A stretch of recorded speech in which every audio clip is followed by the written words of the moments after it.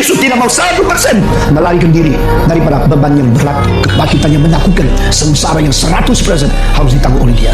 Dia mau sepenuhnya menanggung segala penderitaan mengganti engkau dan mengganti saya.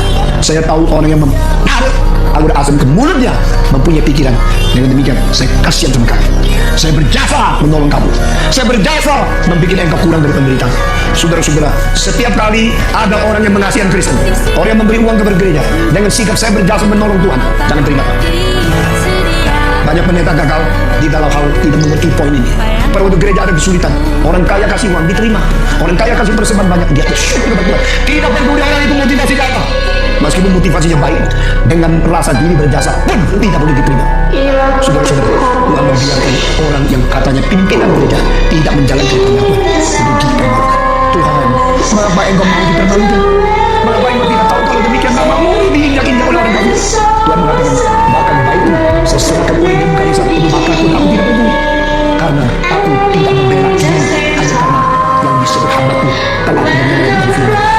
Biarlah semua yang menjelaskan tidak, biarlah orang yang tidak menjadi berlaku mendapatkan kebenaran, dan biar mereka dihukum, biar kondisi banyak dimakan habis oleh musuh. Saudara-saudara, banyak orang asal orang sendiri masih asal famili sendiri harus dibela.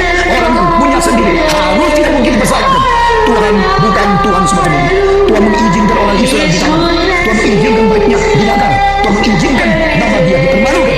Karena di satu yang tercapai yang disebut anak-anaknya harus dikejar, dipanjang, dibersihkan dengan pikiran yang jahat. Inilah kekristenan yang sejati. Itu saudara-saudara kata saudara, mengapa Yesus mengizin? Karena dia tidak mau mempermalukan orang yang hati baik kepada dia. Sedang mengizin kenapa tidak terima? Karena dia tidak memberikan jasa kepada mereka yang motivasinya salah. Dia tidak boleh demi sendiri bisa lebih enak sedikit, lalu menerima. Lalu orang yang kafir yang melawan Tuhan mengatakan, aku telah simpati kepada Kristus. Demi sendiri bisa lebih enak. Sedang mengizin kenapa tidak terima?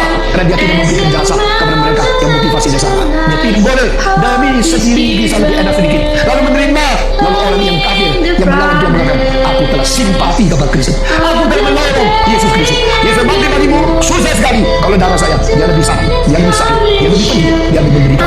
No way for this.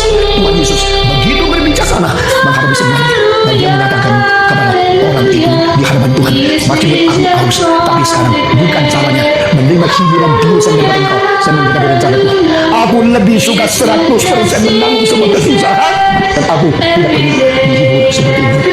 Dan dia mengatakan, it is accomplished.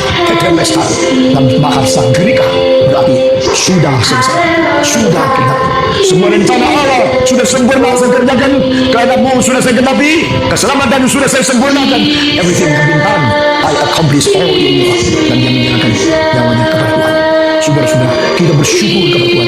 Hanyalah sikap seperti ini boleh menjadi orang yang melaksanakan kehendak Allah. Hanya sikap seperti ini baru engkau bisa menyelesaikan perjalananmu di dunia. Bunda pemudi dan para hadirin hari ini di sini, saya tidak tahu berapa lama lagi saya harus hidup untuk Tuhan.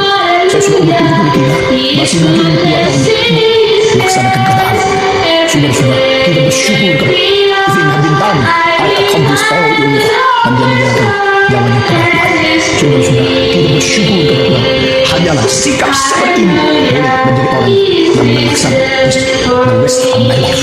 How long remain the opportunity to serve the Lord? Tapi yang saya tahu adalah satu, jangan menjadi kompromi, jangan menjadi longgar, jangan berubah sikap menjadi motivasi tidak setia seperti dulu.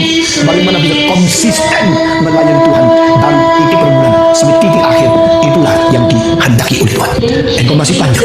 Kalau saya masih berapa tahun lagi, engkau mesti berapa puluh tahun.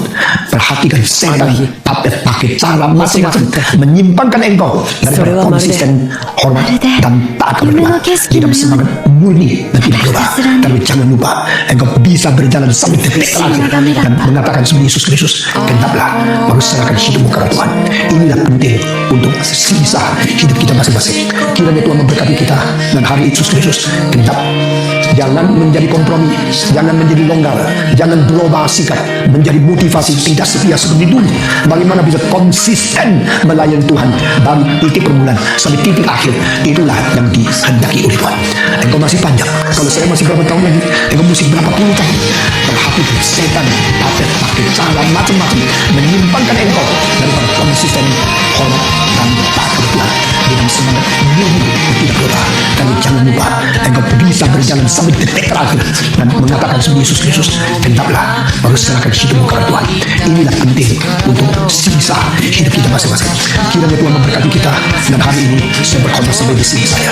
Mari kita masuk di dalam doa. Bapa di dalam surga, kami berterima kasih karena cinta kasih-Mu yang ajaib.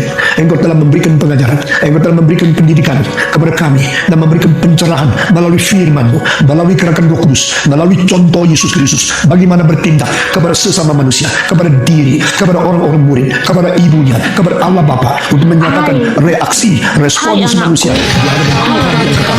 Begitu dan bersyukur. Kami berterima kasih untuk segala teladan yang sudah diberikan kepada kami. Kami berterima kasih. Engkau lahirkan dan terbitkan ke dunia ini karena aku mengasihimu dan menyayangimu. Yesus ingin menunjukkan semua yang terjadi di bumi maupun di surga, yaitu langit dan bumi baru milik kita juga. Amin. Makasih Tuhan Yesus. Aku ingin menemuimu di kekayaan juga. Tuhan, maafkan aku. Aku tidak banyak menyentuh hatimu, kadang aku menangis menolak suara manusia dan mau mewakili perkataan iblis, padahal ini adalah Bapa dan segala pembisa. Tuhan berkata, berbahagialah orang yang suci hati, maka ia akan mengetahui. Aku ingin sekali berjumpa dengan Tuhan Yesus. Aku ingin Tuhan Yesus menyucikan hatiku. Aku ingin merdeka dan menjadi hamba yang setia. Tuhan, jangan kiranya ambil roh Allah yang suci yang ada dalam padaku. Hidupku tidak tenang tanpa hadirat Allah. Aku hanya ingin merasakan anugerah Allah ada dalam. Maaf Tuhan Yesus, aku juga pernah meragukan cintamu karena aku merasakan apa yang kerjakan tidak berhasil. Dikarenakan ada kerjaan ibu semakin merusak rencana rumus dan hidupku. Namun, kasih-Mu selalu menemukanku dan aku bisa merasakan sabda Roh Kudus dalam hati nuraniku. Aku Tuhan Yesus, selama hidup di bumi selama 23 tahun, mungkin sekarang yang ke-23 aku sangat tidak sabar berjumpa denganmu langsung Tuhan Yesus. Dan lihat wajah-Mu yang putih seperti awan di langit pada saat pagi hari, dan sangat terang sinarnya seperti matahari di siang hari. Aku menangis terus seperti deras air terjun di Amerika. Saking aku tak sabar menemui Tuhan Yesus di langit dan di bumi baru yang hanya ada kebahagiaan sejati. Amin. Perkataan ini dikutip oleh Komika Syarikat melalui ketulah kabut. Terima kasih. 三つ葉。お前まで見た。